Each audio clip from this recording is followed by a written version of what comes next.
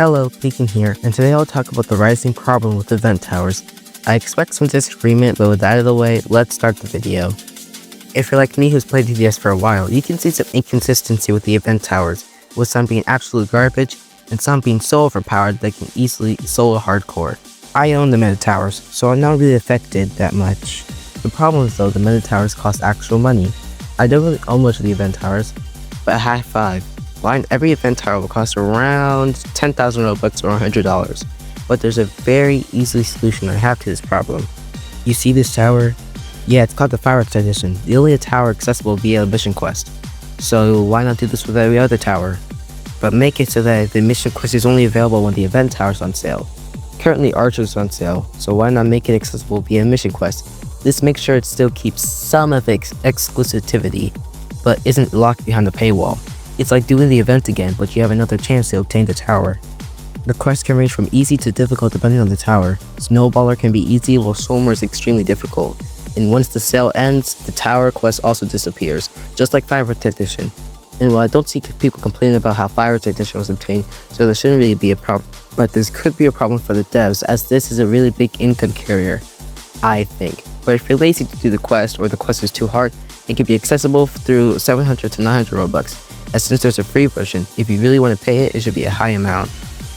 People who own these towers might say it ruins exclusivity, but that already occurs when the passes go on sale, so it doesn't really matter. In my opinion, keeping an advantage behind a paywall is unfair. Let's look at a game that I play all the time, Bed Wars. Bed Wars used to have a problem with kits. In-game advantage is locked behind paywalls.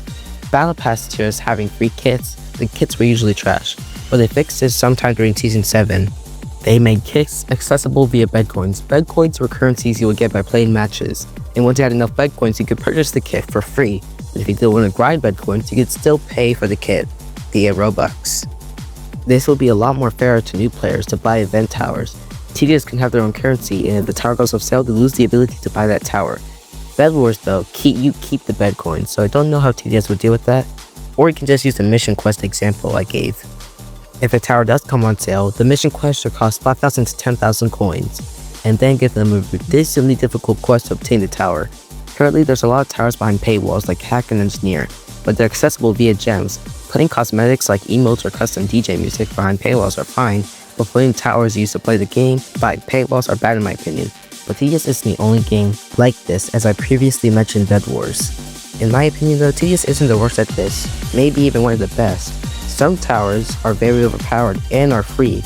You don't need to pay Robux for them, unless you really want to. You don't really need the event towers. Soloing hardcore with 3 towers currently in the game is possible. Swarm and Archer may be very good towers, but you don't need them to win. Engineer, Accelerator, Pursuit, and other towers like that work perfectly fine as well. Anyways, conclusion. Some event towers are stupidly overpowered, some are trash, and all of them are cash cows. And they should be attained freely in my opinion. I do understand TDS needs money, but Bed Wars seems to be doing fine doing the same thing.